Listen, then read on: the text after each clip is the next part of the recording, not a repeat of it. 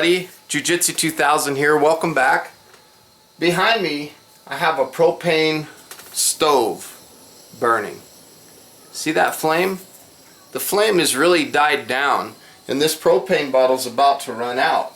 So my objective of the video today is to talk about what do we do with these propane bottles once they've ran out. Because the reality is these things are starting to get expensive. Now, I've seen them anywhere from $3 up to $6 a piece. So I want to share with you some techniques that I like to use to refill these when they run out.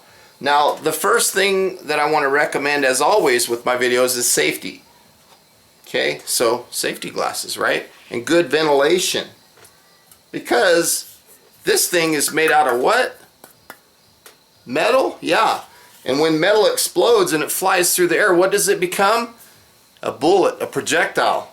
We don't want that hitting us. That could cause problems. I've never seen one of these explode, but we are going to be charging these things with pressure and we're going to be refilling them. So why not wear safety glasses? Okay? What if there's a chance, the 1 in a million chance that it blows up? You'd be glad that you had your safety glasses on. So again, safety glasses and good ventilation. Okay? Now, the first thing that I have to do is absolutely, without a doubt, I have to make sure that this flame goes out. That this thing is completely empty. So I'm just going to let that sit there in the back and burn. In the meantime, I'm going to read this can here and see if I see anything about if you can refill them or not. Some people say you're not supposed to, and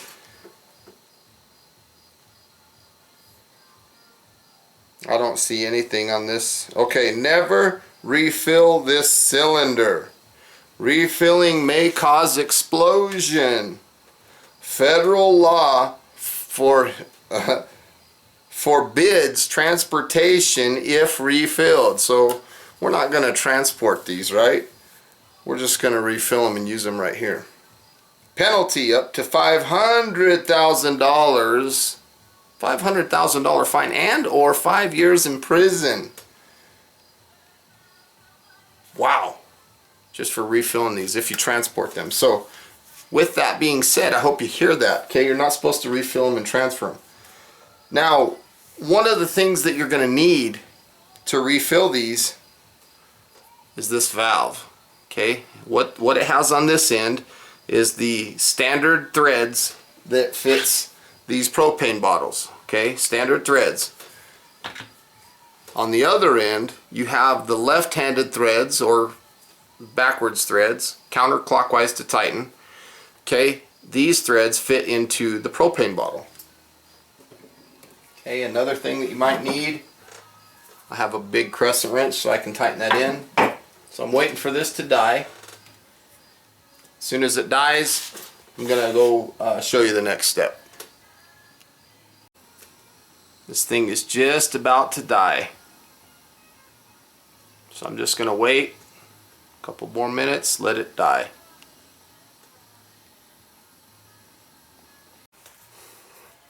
Okay, my canister's right here and it's ran out of gas. So in my hand I have a small screwdriver. Now what I want to do is, with this port facing away from me, I'm just going to stick a screwdriver in a well ventilated area and push this valve. It's kind of the same as the valve on a tire, like a valve stem. Hear that? And I'm just getting rid of all of the pressure in that tank. Okay, now we're empty. So from here, I'm going to take these and I'm going to put them in the freezer for at least 15 minutes. Okay, in the meantime, while I'm waiting for those to get nice and cool, I'm going to get my propane bottle ready.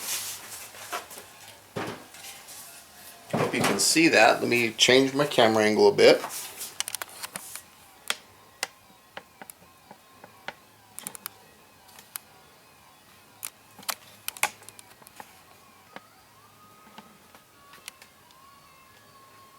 Okay, so I'm going to take my attachment right here and I'm going to put it into the propane bottle. And I'm going to turn it counterclockwise. Make sure this valve is off. And don't turn this valve on while this attachment's in. Okay. So I have a nice big crescent wrench here. I'm just going to tighten that baby in. It doesn't have to be gorilla tight. With the wrench this big, you got plenty of leverage. There's no need in cranking it down. So I have this installed. Again, if I turn this on, you know, you can tell that it'll leak. So don't turn the valve on. So from here, I'm just going to wait. Wait 15 minutes and then I'll be back with those bottles and we'll fill them. Okay, here's the propane bottle. You can see it's nice and chilled. It's been in the freezer for about 30 minutes. I'm going to go ahead and put it onto the bottle. And from here, I'm going to tip the bottle upside down. This is a heavy one too. I didn't have a 20 gallon, or 20 pound I mean. Now, one thing that I notice people do is they'll stand right in front of it, or they'll put their face right in front of it, and then they'll open the valve very quickly. I recommend pointing the object away from you and opening the valve very slowly. You hear that?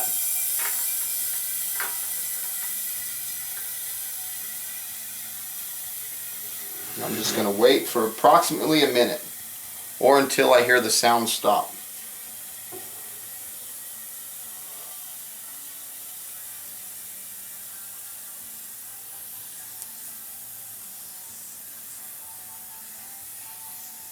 I think it's my connection that's leaking that I hear. So this is a very patient process. You know, don't open the valve very fast. Open it real slow. Let the thing kind of go into the tank. The reason these have to be cold is so they'll accept the propane a lot better. Okay, so about a minute. And I think we're probably done. And the reason we have to put the tank upside down is because this propane is liquid. Now I'm going to go ahead and flip this back up.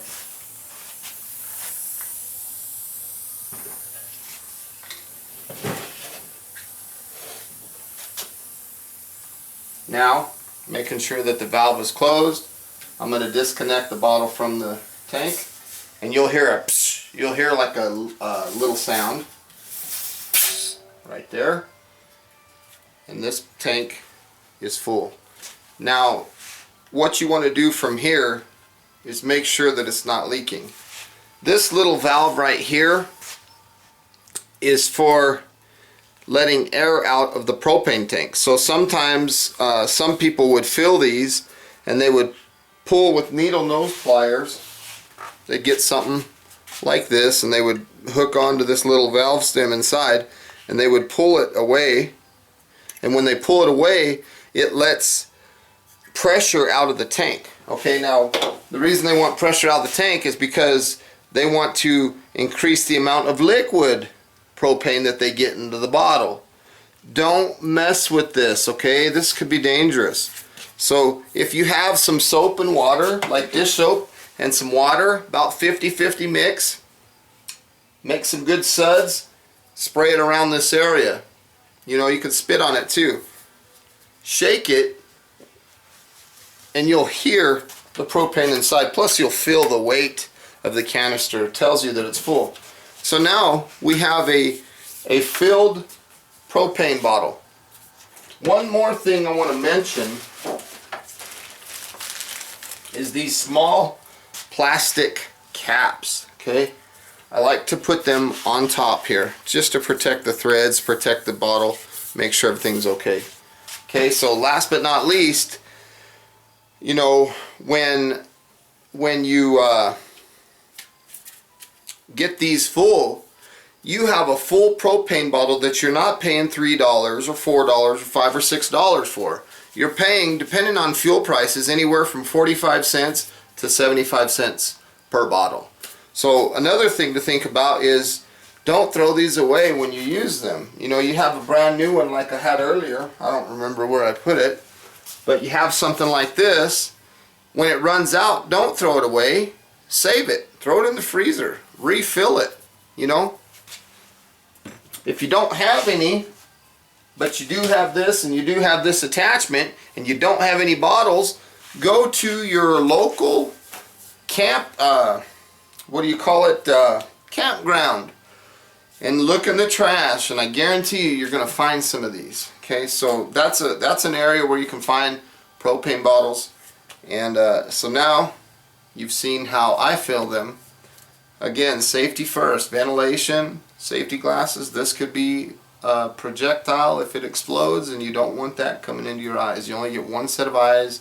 You might as well wear those glasses as much as possible. Yes, I know I look funny in them, but I have both eyes.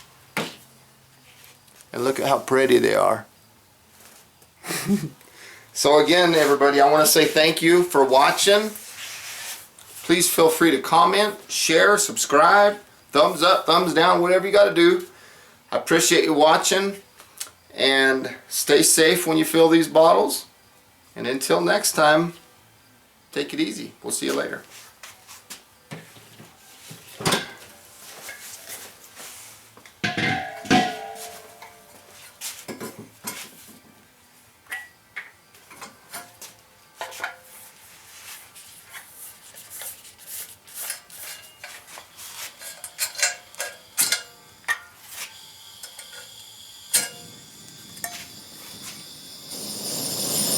Here we go. Ready to rock and roll. Bye-bye, everybody. Have a good night.